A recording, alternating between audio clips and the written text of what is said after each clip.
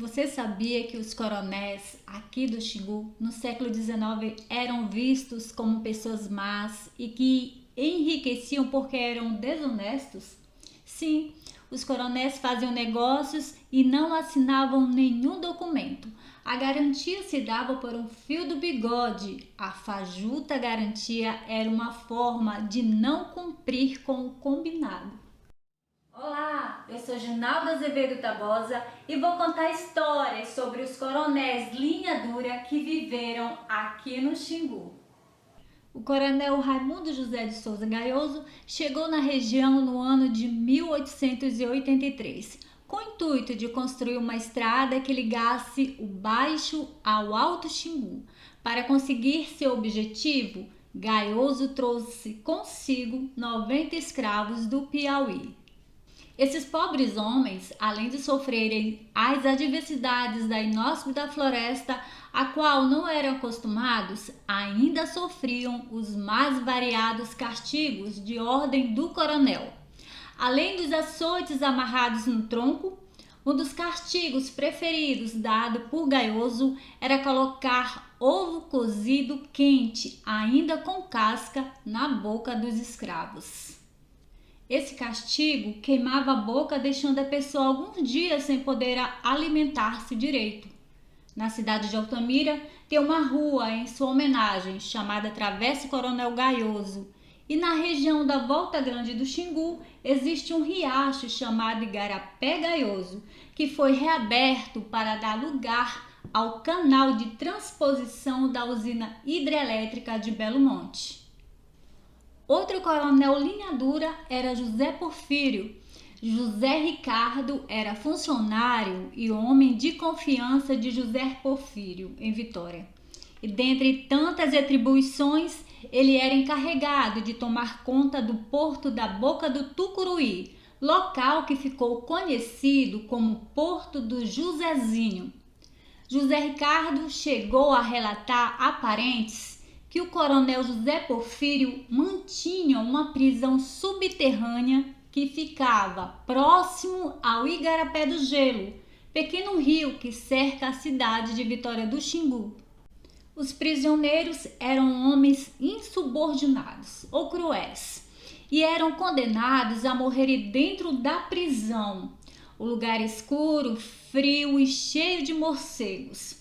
Os condenados eram jogados no buraco e acabavam morrendo de fome e sede. José Ricardo é o Josézinho citado pelo pesquisador Henri Condrot no seu livro Viagem ao Xingu de 1896. No período da seca do Xingu, os navios a vapor não tinham como ancorar no porto de Vitória, tendo que ancorar na foz do rio Tucuruí, no porto do Josézinho. As mercadorias eram levadas para Vitória em embarcações chamadas de alvarengas. No Forte Xambé, em Altamira, havia também um fosso, onde José Porfírio mandava prender as pessoas. Dizem que até hoje encontra-se vestígios dessa construção no local. Os coronéis tratavam com violência e crueldade os seus subordinados. Era uma prática comum entre eles. Essa história que vou contar agora aconteceu com um senhor vindo da Bahia. Ele começou a trabalhar para o coronel José Porfírio, mas logo foi alertado por outros trabalhadores de que ele não iria receber o seu salário, iria trabalhar de graça. O empregado não acreditou no que disseram a ele e disse que iria receber de qualquer forma, era seu direito receber pelos serviços prestados.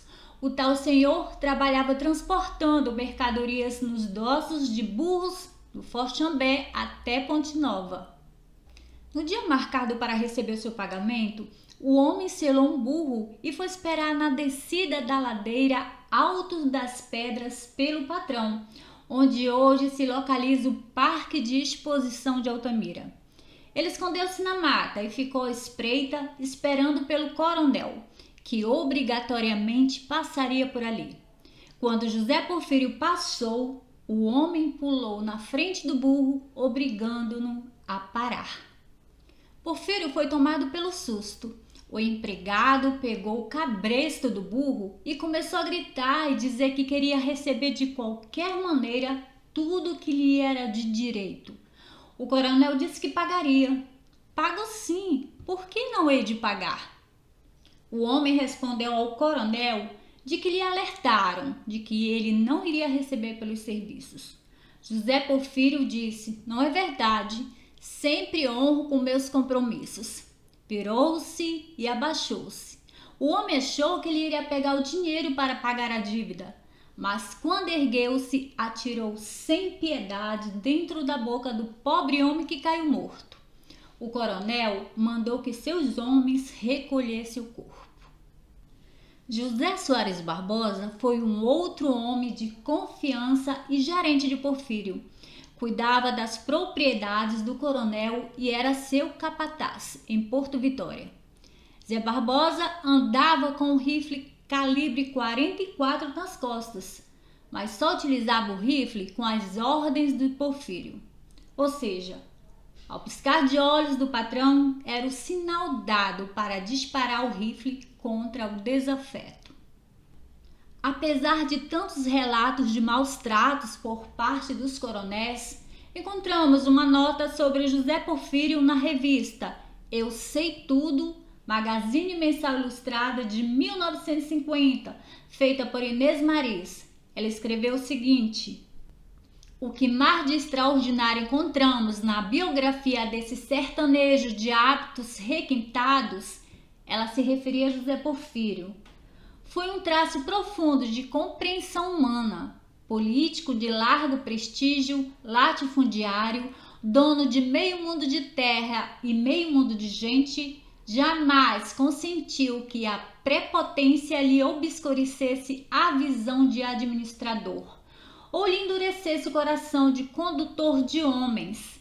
Via no seringueiro não apenas a máquina de fazer dinheiro, mas também a criatura digna de amizade e compreensão.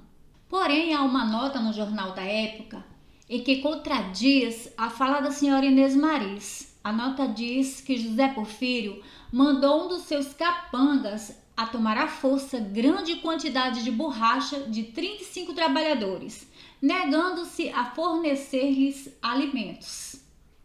Os trabalhadores insatisfeitos resolveram ir ao barracão do coronel, no seringal São Francisco, no Rio Iriri, para liquidar suas contas e receber os seus salários. Diante desse fato, o capataz de Porfírio mandou vários homens armados esperar na Cachoeira do Julião, lugar por onde os trabalhadores passariam para armar a emboscada. Quando passavam por lá, foram recebidos a tiros de rifles. 14 homens morreram na hora, 4 desapareceram no rio e muitos ficaram feridos. Alguns salvaram-se nadando para o lado oposto do rio. Uma vítima chamada Manuel José Maria relatou o fato ao chefe de polícia de Altamira, que providenciou buscas para a captura dos criminosos. Houve abertura de inquérito na capital do estado para apurar os fatos, mas ninguém foi punido. E você? Acha que os coronéis eram linha dura mesmo? Eram cruéis? Deixe seu comentário e inscreva-se no canal. Ative o sininho para receber um alerta sobre um novo vídeo de histórias do Xingu. Toda semana um vídeo novo para você. Até mais!